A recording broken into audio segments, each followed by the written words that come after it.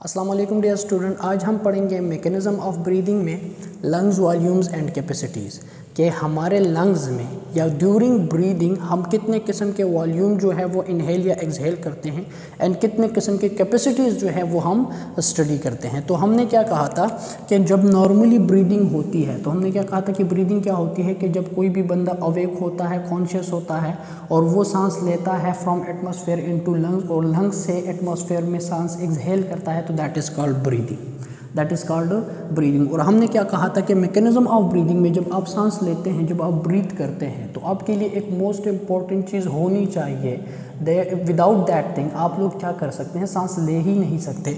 और वो चीज़ क्या है, वो है वॉल्यूम ऑफ एयर। अगर वॉल्यूम ऑफ एयर है तभी आप लोग ब्रीथ कर पाएंगे, अगर वॉल्यूम ऑफ एयर नहीं है तो आप लोग कभी भी ब्रीथ नहीं कर सकते।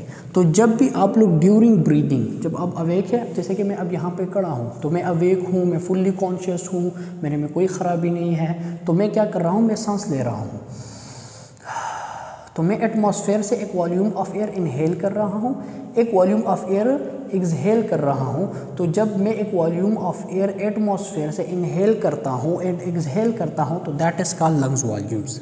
That is called lungs volumes. और ये जो वॉल्यूम्स होते हैं ये 4 किस्म के हम स्टडी करते हैं। 4 वॉल्यूम हम हर एक लंग्स में, हर एक बंदे में स्टडी करते हैं। ठीक है, अब यहाँ पे एक चीज़ आपको समझनी होगी कि लंग्स वॉल्यूम हम कब स्टडी करते हैं। 1 मिनट में स्टडी करते हैं, 1 सेकंड में स्टडी करते हैं, तो कब स्टडी करते हैं। तो आप लोगों को पता है कि जब हम ब्रीथ करते हैं तो ब्रीथ को हम समटाइम वो रेट भी कहते हैं कि इस बंदे का रेस्पिरेटरी रेट ये है। तो रेट एक अलग चीज़ है, ब्रीथ एक अलग चीज़ है।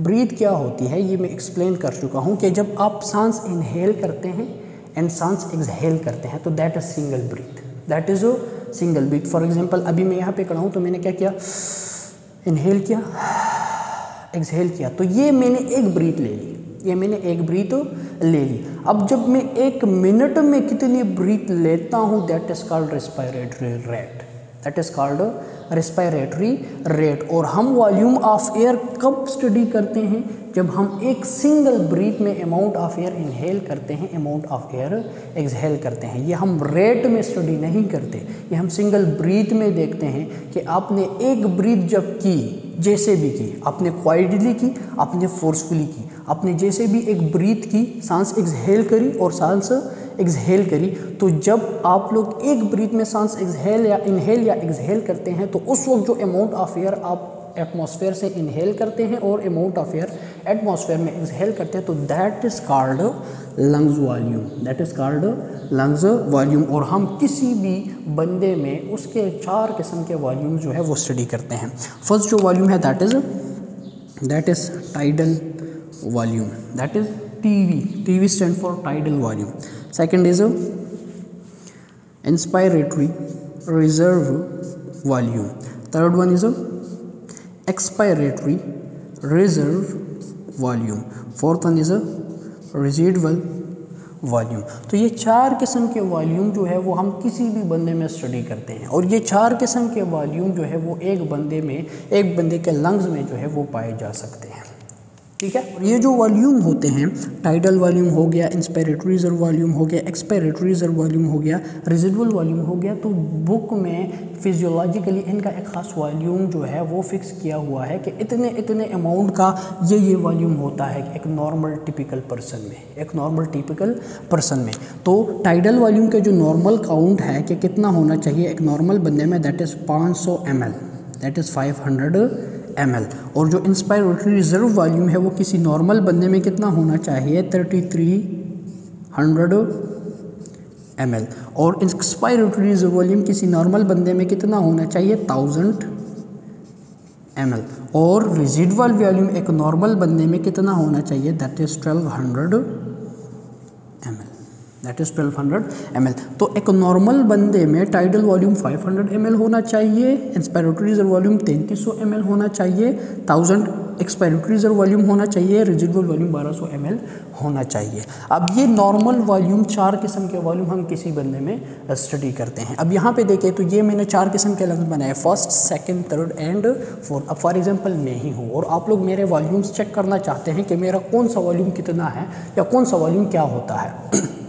तो हम यहाँ पे ये स्टडी करते हैं, ठीक है। तो ये फर्स्ट है, इसमें हम टाइडल वॉल्यूम डिस्कस करेंगे, सेकंड में इंस्पायरेटरी रिजर्व वॉल्यूम, थर्ड में expiratory reserve volume and fourth में रेजिडुअल वॉल्यूम हम क्या करते हैं, स्टडी करेंगे, ठीक है। अब यहाँ पे क्या है, ये लंग्स है, ये क्या है, ये एक सिंगल लंग है। जब मैं सांस नहीं ले रहा, फॉर एग्जांपल कोई बंदा यहाँ पे आके मेरा टेस्ट करना चाहते हैं और चेक करना चाहते हैं कि इसमें टाइडल वॉल्यूम कौन सा है, इंस्पायरेटरी, सारा कुछ, तो मैं अब रिलैक्स हूँ, मैं सांस नहीं ले रहा, मैं सांस नहीं ले रहा, अब मैं फुली रिलैक्स हूँ, मैं कोई सांस एटमॉस्फेयर से नहीं ले रहा, एक्सहेल नहीं कर रहा, तो क्या मेरे लंग्स में कोई एयर आएगा?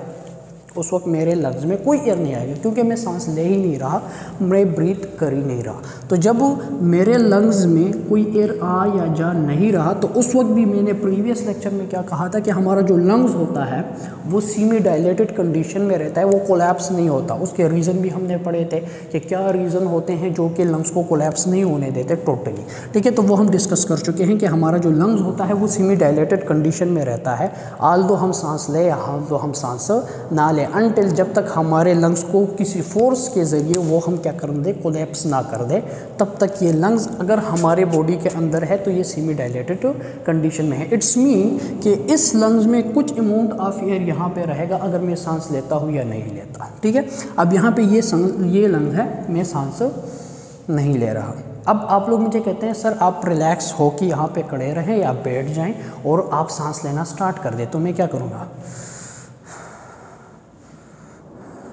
नॉर्मली रिलैक्स हूँ मैं, बिल्कुल कोई स्ट्रेस नहीं है मेरे पे, कोई एक्सरसाइज नहीं कर रहा मैं रिलैक्स खड़ा हूँ, मैं रिलैक्स बैठा हूँ, तो उस वक्त मैं एक amount of air daily base पे रेगुलरली 24/7 मैं सांस लेता हूँ, सांस एक्सहेल करता हूँ, सांस लेता हूँ, सांस एक्सहेल करता हूँ। तो जब नॉर्मल क्वाइट कंडीशन में मैं, ये लंग्स हैं, तो जब नॉर्मल क्वाइट कंडीशन में मैं यहाँ पे एक अमाउंट ऑफ एयर इनहेल करता हूँ, फॉर एग्जांपल मैंने अब एक अमाउंट ऑफ एयर क्या कर लिया, इनहेल कर लिया, ठीक है, फिर मैंने क्या कर दिया, एक्सहेल कर लिया, तो मैंने अपने लंग्स में एक volume of air during rest condition, during quite condition add कर लिया और फिर दोबारा से वो क्या कर दिया, एक्सहेल कर दिया। तो जब क्वाइट कंडीशन में, रेस्ट कंडीशन में आप लोग सांस लेते हैं, आप लोग सांस एक्सहेल करते हैं, तो आप एक अमाउंट ऑफ एयर इनहेल करते हैं, आप एक अमाउंट ऑफ एयर क्या करते हैं, इनहेल करते हैं, और एक अमाउंट ऑफ एयर, वही वाला अमाउंट ऑफ एयर क्या कर लेते हैं, आप लोग एक्सहेल कर लेते हैं।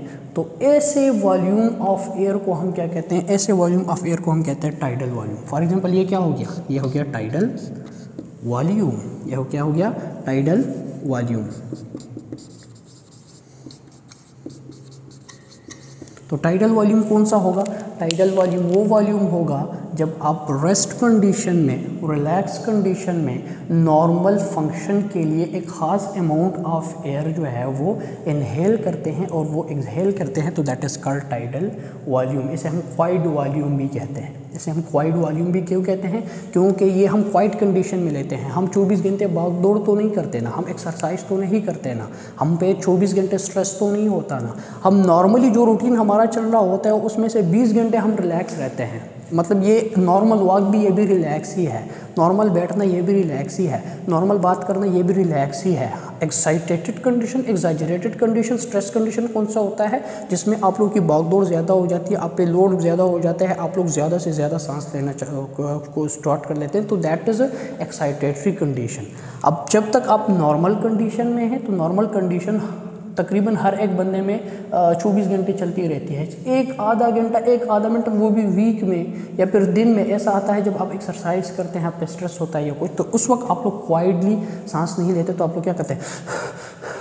लेकिन अगर आप लोग क्वाइटली सांस लेते हैं और नॉर्मली आप एक अमाउंट ऑफ एयर इनहेल करते हैं, एक्सहेल करते हैं, तो that is called tidal volume, that is called tidal volume. और टाइडल वॉल्यूम एक नॉर्मल बंदे का कितना होना चाहिए, फिर 500 ml, तो 500 ml टाइडल वॉल्यूम है। अब यहाँ पे एक और बात है कि फॉर एग्जांपल मैं यहाँ पे बेहोश हो गया, मैं यहाँ पे बेहोश हो गया, या बेहोश नहीं कहते, हम सर्जरी के लिए चले गए, ठीक है। तो आप लोग जब सर्जरी के लिए जाते हैं, ओटी जाते हैं, तो ओटी में क्या होता है कि ओटी में आप लोगों को एनेस्थीसिया दिया जाता है, ओटी में क्या दिया जाता है, आपको एनेस्थीसिया दिया जाता है, आप लोगों के जो कॉन्शियस है वो ख़त्म कर दिया जाता है। या फिर कोमा ले लेते हैं हम, तो जब भी बंदा कोमा में चला जाए, मूवीज़ में आप लोग देखते हैं कि वो बंदा कोमा में चला जाता है, तो जब कोमा में चला जाता है या फिर आप लोग को एनेस्थेटाइज, एक बेस्ट एग्जांपल है कि आप लोग उस बंदे को जनरली एनेस्थीसिया दे देते हैं, पूरे बदन को बेहोश कर लेते हैं, उनके मसल्स को पैरालाइज कर देते हैं। तो प्रीवियस लेक्चर में मैंने क्या कहा था कि जब मसल पैरालाइज हो जाते हैं तो वो खुद से सांस नहीं ले सकता।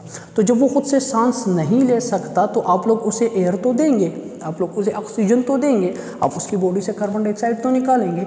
तो वो कैसे निकालेंगे, वो आप लोग मशीन के ज़रिए निकालेंगे, वो आप लोग क्या करेंगे, मशीन के ज़रिए देंगे और मशीन के ज़रिए निकालेंगे। तो आप लोगों को कैसे पता चलेगा कि इस बंदे का जो नॉर्मल टाइडल वॉल्यूम है वो कितना है, नॉर्मल टाइडल वॉल्यूम कितना है। तो अगर मैं हूँ, मुझे एनेस्थीसिया दे दिया गया है, मेरी सर्जरी चल रही है, तो मुझे नॉर्मल अमाउंट में सांस लेना चाहिए, नॉर्मल अमाउंट में सांस एक्सहेल करना चाहिए, जो कि मैं नहीं ले सकता। तो मुझे जो सर्जन होता है, जो एनेस्थीसिया वाले होते हैं, वो मशीन के ज़रिए ये वॉल्यूम ऑफ एयर देते हैं ताकि मेरे नॉर्मल बॉडी का फिजियोलॉजिकल फंक्शन चलता रहे। तो उनको कैसे पता चलता है कि मैंने इसको कितना टाइडल वॉल्यूम देना है, तो उसके लिए एक फार्मूला है, that is 7 to 10 ml, that is 7 to 10 ml पर kg। 7 to 10 ml पर kg के मतलब क्या है कि अगर मैं 70 kg के बंदा हूँ, अगर मेरा जो वेट है वो कितना है, 70 kg है, तो मुझे ये लोग कैसे कैलकुलेट करके टाइडल वॉल्यूम देंगे मशीन के ज़रिए। तो 7 to 10 ml, फॉर एग्जांपल 7 के साथ देख लेते हैं, तो 7 मल्टीप्लाई बाय 70 तो is equal to 490। It's mean कि ये लोग मुझे टाइडल वॉल्यूम कितना देंगे, 490 ml, कितना देंगे, 490 ml। अगर कोई बंदा 80 kg है, कोई बंदा 90 kg है, तो उसके लिए 7 के साथ मल्टीप्लाई करें तो कितना आएगा, 600 ml, 500 ml। तो इतना आ सकता है आप लोगों का टाइडल वॉल्यूम। तो अगर आप एनेस्थीसिया वाले हैं, आप एनेस्थीसिया वाले हैं, ओटी में आप लोग सर्जरी करें, बंदे को एनेस्थेटाइज कर दिए, बेहोश तो कर दिया, उसको आपने आर्टिफिशियल वेंटिलेशन करनी है, आप लोगों ने मशीन के ज़रिए टाइडल वॉल्यूम देना है, और आप लोग कैसे देंगे, तो उसके लिए फार्मूला है 7 to 10 ml पर kg। तो इस हिसाब से आप लोग क्या करेंगे, उस बंदे को नॉर्मल अमाउंट में गैस इनहेल कराएंगे, ऑक्सीजन एंड एयर, एंड आपकी उसके लंग से कार्बन डाइऑक्साइड को क्या करेंगे, एक्सहेल कराएंगे। तो ये हो गया टाइडल वॉल्यूम, ये क्या हो गया, टाइडल वॉल्यूम। अब ये सेकंड लंग्स है, मैं अगेन रिलैक्स हूँ, मैं सांस नहीं ले रहा। आप लोग मुझे कहते हैं सर नॉर्मली सांस लेना स्टार्ट कर दे रिलैक्स कंडीशन में, तो मैंने क्या किया, सांस इनहेल किया, एक्सहेल किया, मुझ पे कोई स्ट्रेस नहीं है, तो मैं कौन सा वॉल्यूम इनहेल करूँगा एंड एक्सहेल करूँगा, that is tidal volume, that is tidal volume. तो मैंने टाइडल वॉल्यूम क्या किया, इनहेल किया, टाइडल वॉल्यूम क्या किया, एक्सहेल कर लिया। अब मैं tidal volume normally inhale exhale कर रहा हूँ। अब आप लोग मुझे क्या कहते हैं, मैं जब टाइडल वॉल्यूम नॉर्मली इनहेल कर लेता हूँ, तो आप लोग कहते हैं सर अब यहाँ पे रुके नहीं। मैंने क्या किया, टाइडल वॉल्यूम का कर लिया, इनहेल कर लिया, तो मैंने कितना ml जो एयर है वो इनहेल कर लिया, 500 ml एयर इनहेल कर लिया।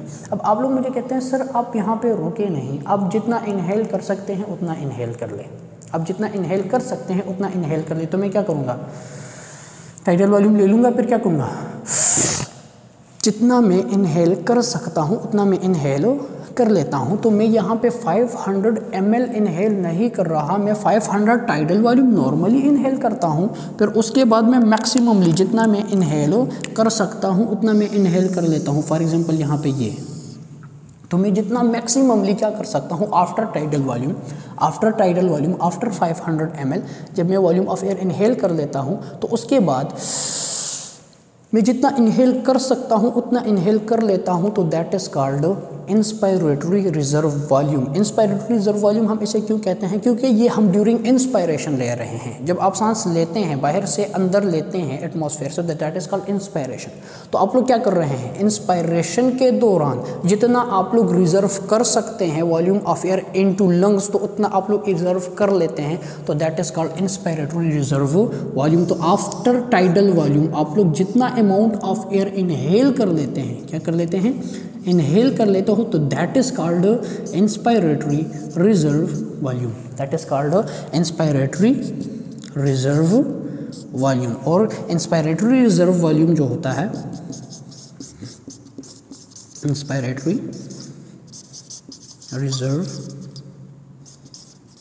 वॉल्यूम, और इंस्पायरेटरी रिजर्व वॉल्यूम किसी भी नॉर्मल बंदे का कितना हो सकता है 3000 ml, या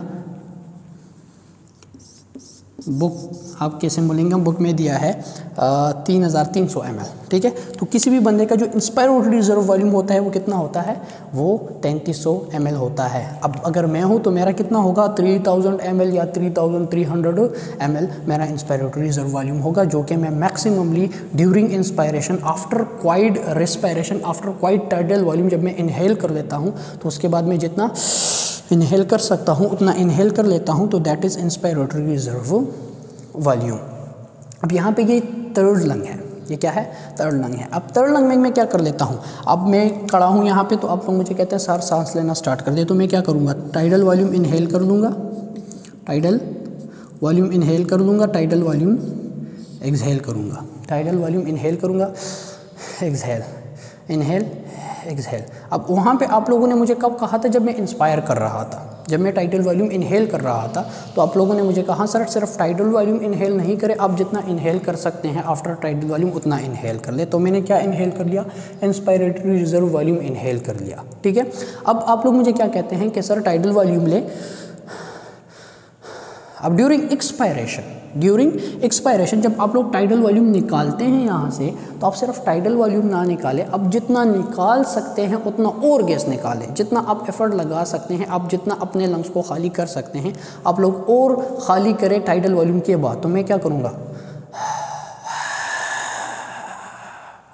जितना मैं निकाल सकता हूँ उतना मैं निकालूंगा। तो जब ड्यूरिंग एक्सपायरेशन जब मैं टाइडल वॉल्यूम एक्सपायर कर लेता हूँ, टाइडल वॉल्यूम क्या कर लेता हूँ, एक्सपायर कर लेता हूँ, आफ्टर टाइडल वॉल्यूम एक्सपायरेशन मैं जितना वॉल्यूम ऑफ एयर एक्सपायर कर सकता हूँ उतना मैं एक्सपायर करूँ, तो that is called expiratory reserve volume, that is called expiratory reserve volume. तो एक्सपायरेटरी रिजर्व वॉल्यूम कौन सा होता है कि ड्यूरिंग एक्सपायरेशन जितना मैं एक्सपायर कर सकता हूँ फोर्सफुली, तो that is called expiratory reserve volume. Expiratory reserve volume हम कब निकालते हैं, ड्यूरिंग एक्सपायरेशन, ये कब निकालते हैं, ड्यूरिंग एक्सपायरेशन निकालते हैं। तो एक्सपायरेटरी रिजर्व वॉल्यूम हमने क्या कहा था कि कितना होता है, एक्सपायरेटरी रिजर्व वॉल्यूम ये कितना होता है किसी भी नॉर्मल बंदे में, ये होता है 1000 ml। आप लोग के सिम्बोलिंगम बुक के ये वैल्यूज़ हैं तो वो मैंने सारे यहाँ पे पुट किए हुए हैं। तो एक्सपायरेटरी रिजर्व वॉल्यूम क्या हो गया कि ड्यूरिंग एक्सपायरेशन, ठीक है, during expiration after tidal volume जब मैं एक्सपायर कर लेता हूँ उसके बाद मैं जितना एक्सपायर कर सकता हूँ, जितना मैं रिजर्व कर सकता हूँ, एयर निकाल सकता हूँ, तो that is called expiratory reserve volume. अब यहाँ पे ये लास्ट है, यहाँ पे ये क्या है, लास्ट है। अब यहाँ पे मैंने क्या किया, टाइडल वॉल्यूम इनहेल कर लिया, टाइडल वॉल्यूम इनहेल कर लिया, फिर टाइडल वॉल्यूम क्या कर लिया, एक्सहेल कर लिया। तो टाइडल वॉल्यूम इनहेल हो गया, टाइडल वॉल्यूम एक्सहेल हो गया नॉर्मली। 500 मैंने क्या किया, इनहेल कर लिया, एक्सहेल, इनहेल, एक्सहेल। अब आप लोग मुझे क्या कहते हैं सर टाइडल वॉल्यूम इनहेल कर लें फिर एक्सहेल कर लें, फिर आप लोग क्या कर सकते हैं, जितना एक्सहेल कर सकते हैं उतना एक्सहेल कर ले। तो मैं क्या कर लेता हूँ, मैं और एक्सहेल कर लेता हूँ, तो that is called expiratory reserve volume. अब मैंने एक्सपायरेटरी रिजर्व वॉल्यूम एक्सहेल कर लिया। अब आप लोग मुझे क्या कहते हैं सर बस है और तो एक्सहेल नहीं कर सकते, तो मैं कहता हूँ नहीं, इसके ज़्यादा मैं एक्सहेल नहीं कर सकता, इससे ज़्यादा मैं अपने लंग्स को खाली नहीं कर सकता। तो मैं जितना एक्सहेल कर सकता हूँ उतना मैं एक्सहेल कर लेता हूँ, लेकिन उसके बावजूद भी मेरा लंग्स टोटली खाली नहीं होता, मेरा लंग्स टोटली खाली नहीं होता अनटिल मैंने क्या कहा कि जब कोई एक्सटर्नल फोर्स आपके लंग्स पे ना आए, आपके लंग्स पे ना आए और आपके लंग्स को सही रगड़े ना और सही कोलैप्स ना कर दे, तब तक आपका लंग्स टोटली खाली नहीं हो सकता। इंटरनल फोर्सेस जो आप लगाते हैं खुद से ड्यूरिंग ब्रीदिंग, वो आपके लंग्स को कभी भी कोलैप्स नहीं कर सकती। और थैंक गॉड ऐसा है, बहुत शुक्र है अल्लाह का, अल्लाह बहुत ग्रेट है। मैं बार बार कह रहा हूँ कि अल्लाह की मतलब सोच तक हम पहुँच ही नहीं सकते कि अल्लाह ऐसे क्यों करता है, हर एक चीज़ में हमारे लिए फ़ायदा रखा है। तो जितना मैं एक्सहेल कर सकता हूँ उतना मैं एक्सहेल कर लेता हूँ, लेकिन उसके बावजूद भी मैं अपने लंग्स को खाली नहीं कर सकता। उसके बावजूद भी मेरे लंग्स में एक अमाउंट ऑफ एयर क्या होता है, रहता है। That amount of air is called residual volume, that amount of air is called residual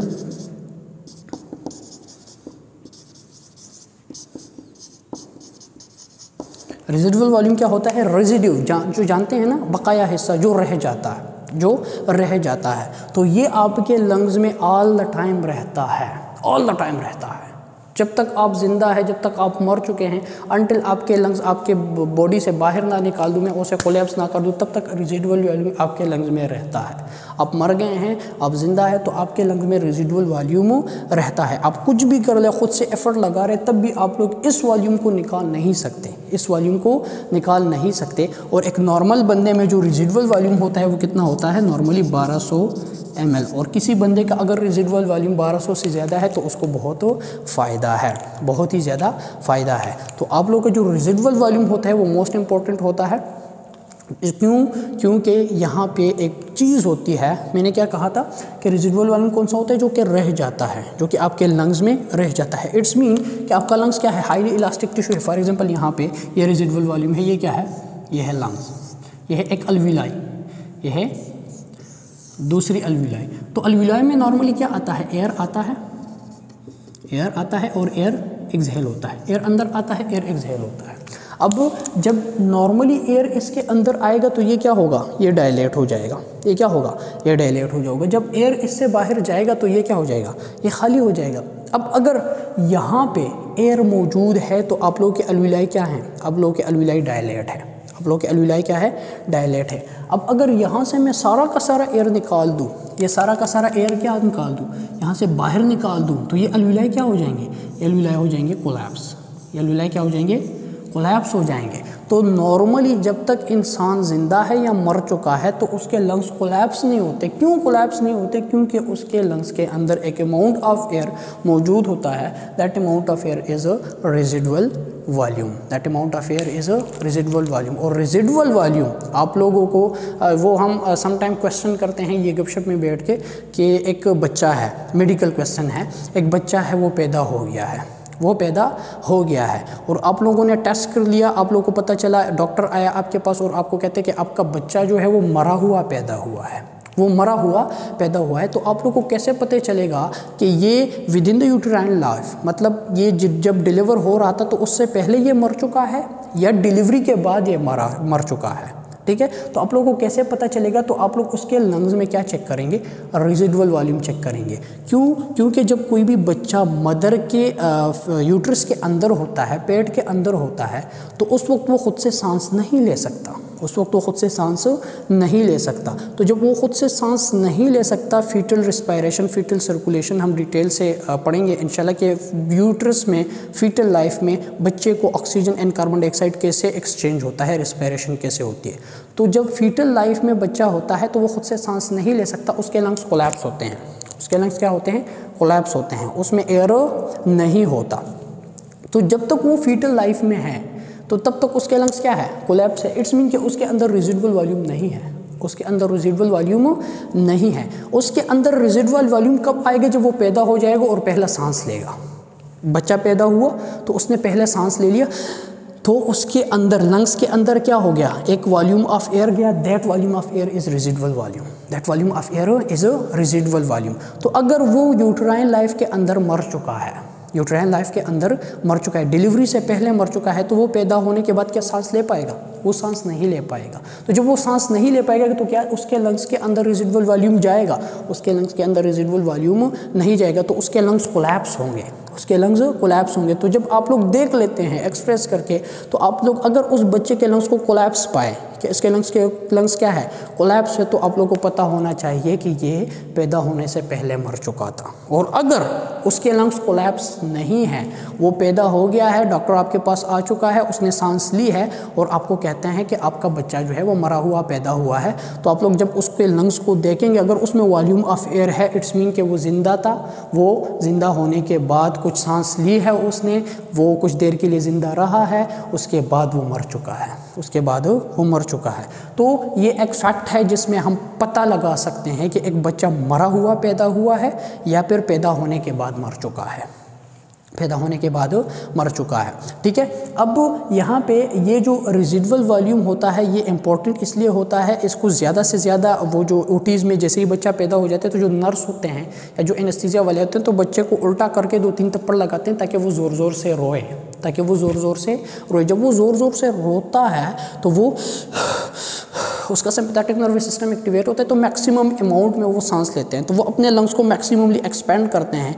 तो फर्स्ट सेकंड थर्ड ब्रीथ में जो अमाउंट ऑफ एयर यहाँ पे जमा होता है तो that is residual volume, that is residual volume. और वो कोशिश करते हैं कि इस बच्चे के अंदर रेजिडुअल वॉल्यूम मैक्सिमम से मैक्सिमम जो है वो एकमुलेट हो जाए, ताकि इसको आगे जाके फिर बहुत ही ज़्यादा फ़ायदा हो, इसको रिस्पिरेटरी डिजीज़ या कोलैप्स होने का ख़तरा जो है वो कम हो, इसे सांस लेने में तकलीफ़ हो ना हो, क्योंकि आपका लंग्स जितना ही डायलेटेड होगा उतनी ही सांस लेने में आसानी होगी। अगर कोलैप्स होता है तो आप लोगों को सांस लेने में काफ़ी तकलीफ़ होती है। तो ये थे 4 किस्म के वॉल्यूम्स। ये क्या थे? 4 किस्म के volumes. Tidal volume normal quite respiration में जब हम कोई सांस लेते हैं, एक्सहेल करते हैं। इंस्पायरेटरी रिजर्व वॉल्यूम जब हम फोर्सफुली सांस लेते हैं तो तब इनहेल करते हैं। एक्सपायरेटरी रिजर्व वॉल्यूम जब हम फोर्सफुली सांस एक्सहेल करते हैं आफ्टर टाइडल वॉल्यूम, तो that is expiratory reserve volume. Residual volume हम कुछ भी करें, अपना वॉल्यूम ऑफ एयर अपने लंग्स से निकाल ना ले, कुछ हिस्सा ऑफ वॉल्यूम रह जाए तो दैट इज़ रेजिडुअल वॉल्यूम। तो ये था आपके 4 किस्म के वॉल्यूम्स। कैपेसिटीज़ क्या होती है? कैपेसिटीज़ क्या होती है? कैपेसिटीज़ इन्हीं की कम्बिनेशन से हम फिर स्टडी करते हैं। और कैपेसिटीज़ हम कब स्टडी करते हैं? कैपेसिटीज़ हम स्टडी करते हैं कि जब भी हम कोई पैथोलॉजिकल कंडीशन आइडेंटिफाई करना चाहते हैं, या फिर हम लंग्स की एबिलिटी पोटेंसी देखना चाहते हैं कि इस बंदे का लंग्स जो है या इसकी पोटेंसी कितनी ज़्यादा है, एबिलिटी कितनी ज़्यादा है, कैपेसिटी कितनी ज़्यादा है, इसका लंग्स कितना फंक्शनल है, तो वो हम देखते हैं लंग्स कैपेसिटीज़ में। और लंग्स कैपेसिटीज़ जो होती हैं ये कम्बिनेशन ऑफ तीज वॉल्यूम होता है। कुछ में हम 2 वॉल्यूम इकट्ठे कर लेते हैं, कुछ में हम 3 वॉल्यूम इकट्ठे कर लेते हैं, कुछ में हम 4 वॉल्यूम इकट्ठे कर लेते हैं, तो वो होते हैं लंग्स कैपेसिटीज़। और लंग्स कैपेसिटीज़ हमारे पास 4 किस्म के, हम ये भी 4 किस्म के ही स्टडी करते हैं। फर्स्ट जो होता है that is functional residual capacity, second होता है इंस्पायरेटरी कैपेसिटी, थर्ड होती है वाइटल कैपेसिटी, फोर्थ है टोटल लंग्स कैपेसिटी। तो ये 4 किस्म की कैपेसिटीज़ भी जो है वो हम स्टडी करते हैं। इंशाल्लाह कैपेसिटीज़ पे मेरा नेक्स्ट लेक्चर होगा इसके बाद। होपफुली लंग्स वॉल्यूम्स की काफ़ी अच्छे से समझ आ गई होगी। अगर इसमें कोई भी क्वेश्चन है तो आप लोग मुझसे पूछ सकते हैं। Thank you so much.